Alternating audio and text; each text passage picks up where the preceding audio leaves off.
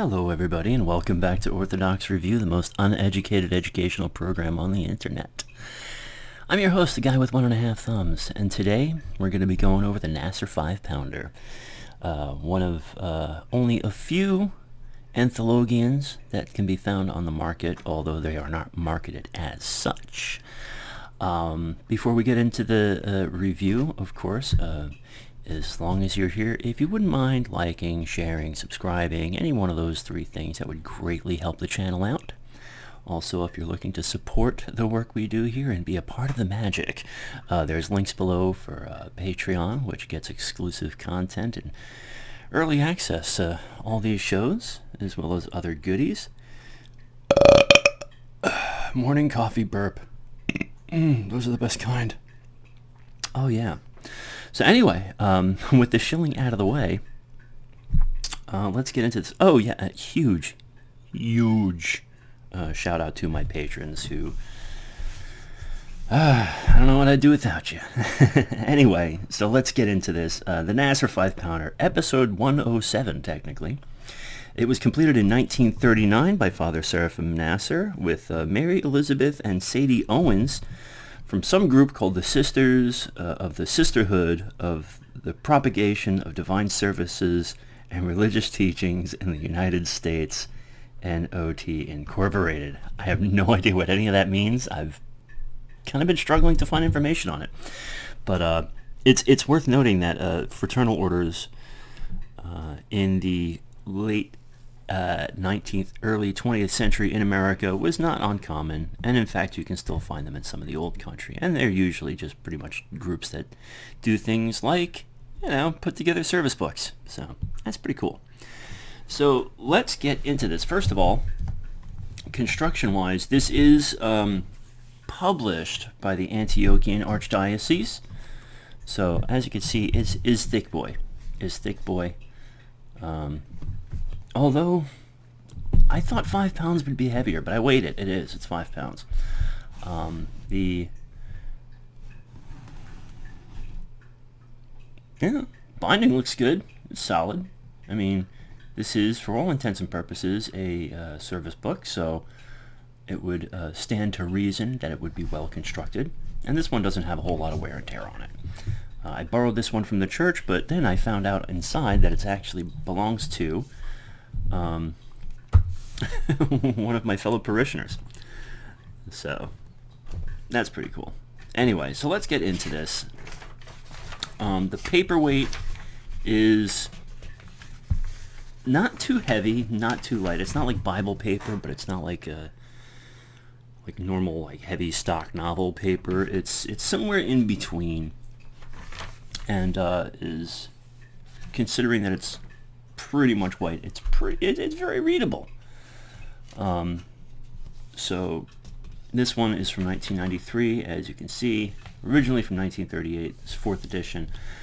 Metropolitan Philip. I love seeing his name in any of my Antiochian books because, for those of you that don't know, Metropolitan Philip of blessed memory was the previous Metropolitan of the Antiochian Archdiocese, and you couldn't ask for a more loving and pastoral bishop. He was fantastic. So, the table of contents is extensive. I'll say that. It's not just like, oh, this section has this section has that. Because it's used as, it's a service book. So let's say, you're a priest, you're a deacon, whatever. You need to be able to find these things quick. And so to have everything broken down so precisely is brilliant. And as you can see, as we're going through the table of contents here, you have the just pretty much all the daily service and prayers, Liturparia, Theotokia, Cantakia. I love how little compline, little slumber prayer. And you're going to notice all sorts of cool little quirks in translation all throughout the book that are pretty awesome. But the Catabasius, they are they're just like Ammon prayers. It's pretty cool. So you have the Octoikos in here, which is fantastic. You have the epistles and gospels for every Sunday in the year, also brilliant. And don't get it twisted, the Perkimenon are in there with it. You have the Festal Menaean every month with all the major feasts. The complete Triodion. You have all the services through Lent, Passion Week, the whole nine. Everything's in here. The Pentecostarian in its entirety, and then you have the Appendices, which is one of the beautiful little things about this book. Is like, if you have a question about anything, there's an answer in here. And we'll probably wind up reading through some of the subjects you'll find in there. And then, oh yeah, it's all alphabetical here. So let's get into the text and look at some translation differences here. So the first one we're going to point out is an early one on page 24. So you have, for the sake of the Theotokos, have mercy on us. Now, this line out of the prayers for rising from sleep, in, let's say, a modern prayer book, we'll take the St. Tikhon's for example.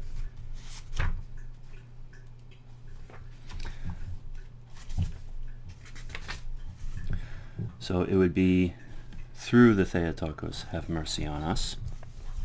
Here we have, for the sake of the Theotokos, have mercy on us.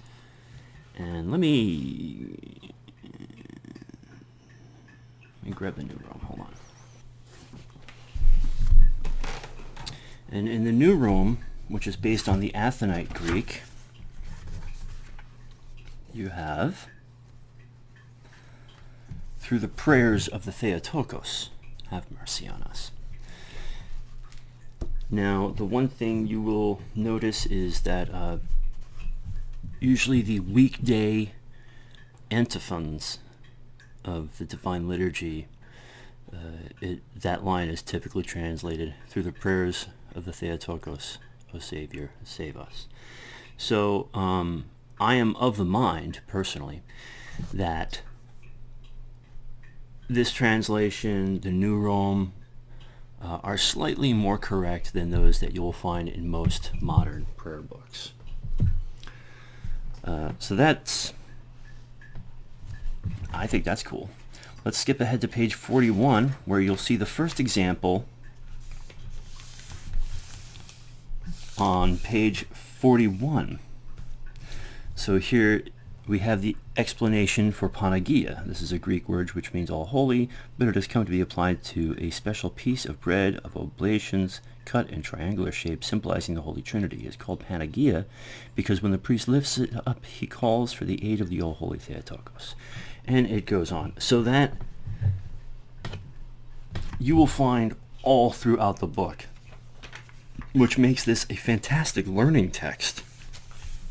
And then just a short hop, skip, and a jump to page 45, where you'll notice something else here. So, prayers of the Paraclete. This is the Paraclesis. This is the canon to the Theotokos. And again, all a very unique translation, that of Father Seraphim Nassar. And we're going to pop ahead to page 56 real quick. Oh, by the way, this book is like well over 1,000 pages long.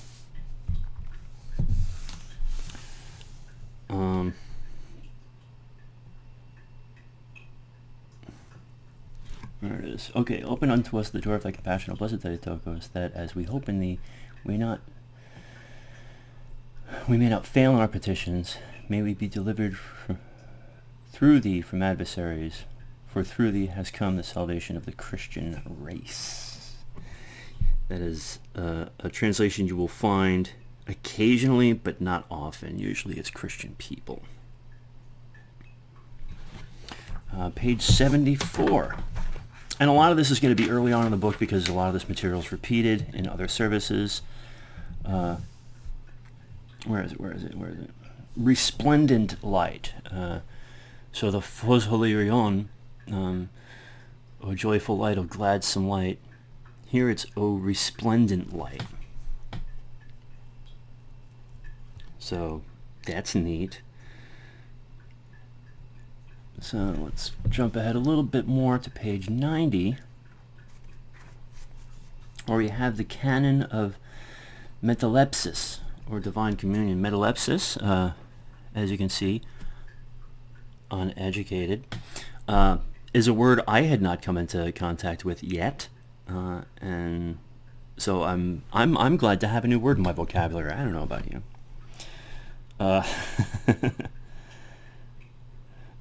Let's see. Let's get to the Divine Liturgy, which I didn't write down. And, all the immovable parts for the matins are there. So here in the liturgy,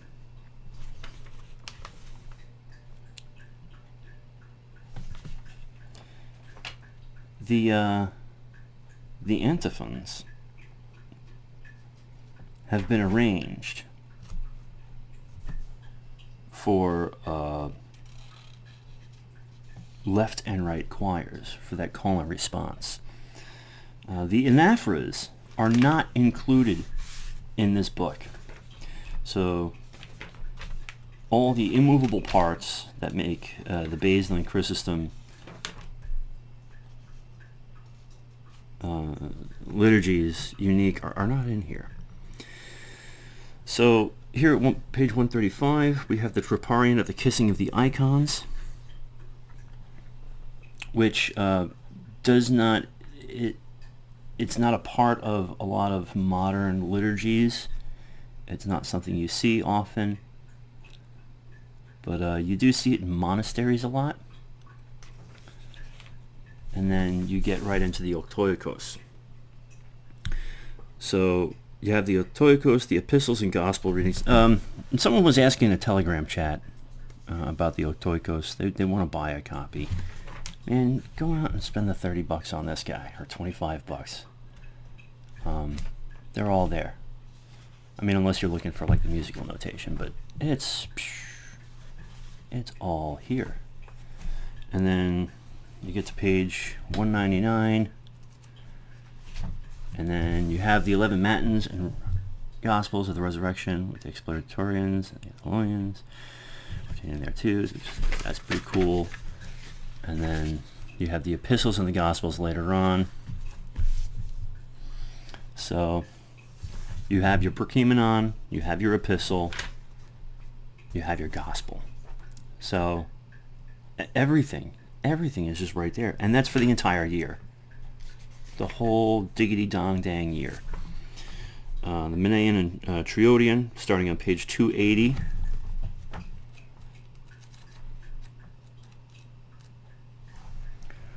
So you have the monthly Menaion, right? So that goes from 280 to page 604. So that's a nice chunk of change here. Ready? There it is right there, your Festal Menaion. Enjoy that, huh? The Triodion, from page 604 to guess what?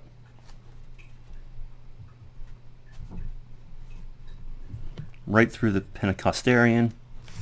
Triodion and Pentecostarian, right there. What's in the Triodion?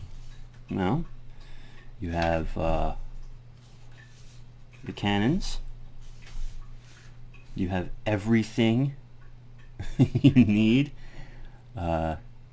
including the epistles and gospel readings. You have selections from the Synaxarion, and in some cases, like the reading from the Synaxarion is printed in the book.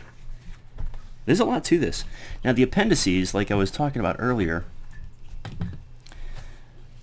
goes through just about everything you might want to know about the church. What prayer is and its acknowledgement. Explanation of Vespers or sunset prayers.